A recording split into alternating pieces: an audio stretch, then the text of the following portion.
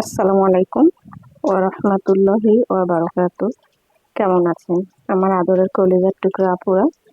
আল্লাহ সবাইকে ভালো ও সুস্থ রাখার তৌফিক দান করুন, এই দোয়া সবসময় করছি এবং আপনাদের দোয়ায় আমিও ভালো আছি আলহামদুলিল্লাহ। আল্লাহর কাছে শুকরিয়া জানাচ্ছি। তো আপুরা, আজকে আমি ফুলকপি ও নতুন আলু দিয়ে আমি ঝোল রান্না করব। তো আমি পেঁয়াজ কড়াইয়ের মধ্যে দিয়ে সরিষার তেলও দিয়ে দিয়েছি। এবার আমি একটু হালকা ভাবে ভেজে নিচ্ছি, বেশি একটা আমি লাল করব না।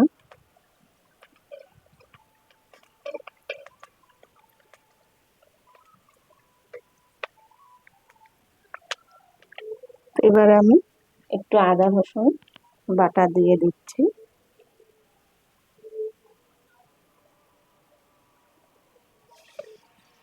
আদা রসুনটা একটু ভেজে নেব, তেলে না ভেজে নিলে একটু গ্যাস করে।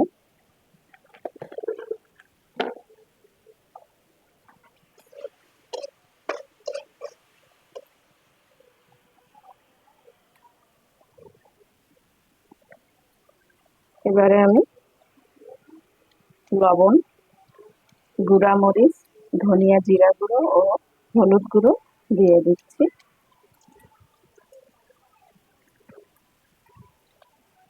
সামান্য একটু পানি দিয়ে মশলাগুলো আমি কষিয়ে নেব।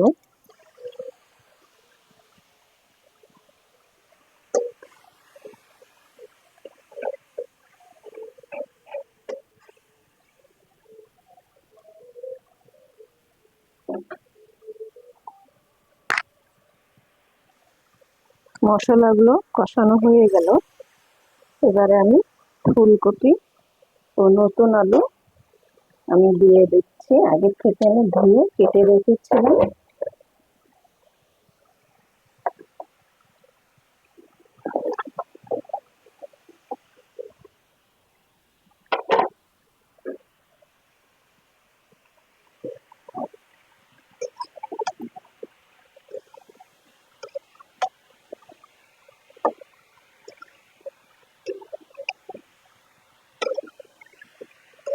আর এখন শীতকাল, অনেক শাকসবজি আমরা খেতে পারবো ইনশাআল্লাহ। আর নতুন আলুটা বেশি একটা বের হয়নি, জানি না এখন খেতে কেমন লাগবে। আমি এই শীতে প্রথম আমি আজকে রান্না করতেছি।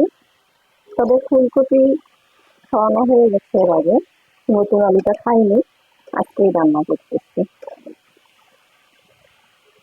তো আমি ঢেকে দিব, দিয়ে একটু ভালো করে ফুলকপি আলুগুলো কষিয়ে নেব।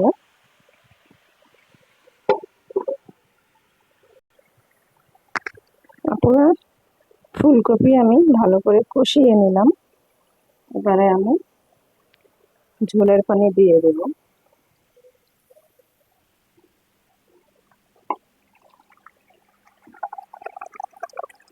আমি একটু যেহেতু নতুন আলু ফুলকপি দিয়েছি, একটু ঝোল ঝোল করলে শীতকাল একটু ভালোই লাগবে তরকারিটা।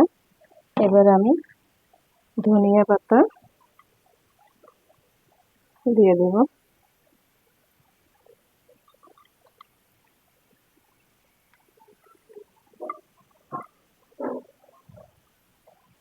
দিয়ে দিলাম ধনিয়া পাতা।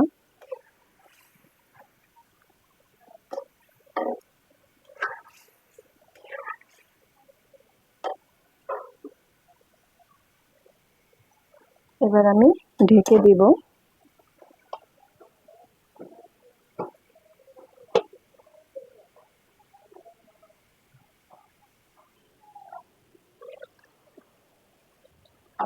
আপুরা, ফুলকপি দিয়ে নতুন আলু ঝোল রান্না হয়ে গেল। এবারে আমি নামিয়ে নেব।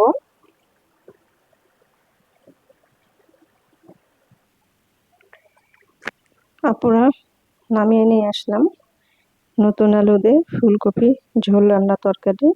তা আপনাদের কাছে কেমন লেগেছে ভিডিওটি অবশ্যই কমেন্ট করে জানাবেন, লাইক দিন, বেশি বেশি করে শেয়ার করুন। দোয়া চাই। ছোট্ট রান্নাঘর চ্যানেলটিকে সাবস্ক্রাইব করতে একদমই ভুলবেন না। যারা নতুন আপুরা দেখছেন, পাশে বেল বাটনটি ক্লিক করে আমার ভিডিওর পাশেই থাকুন।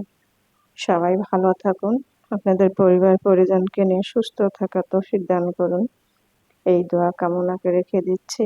আসসালামু আলাইকুম ওয়া রাহমাতুল্লাহি ওয়া বারাকাতুহু।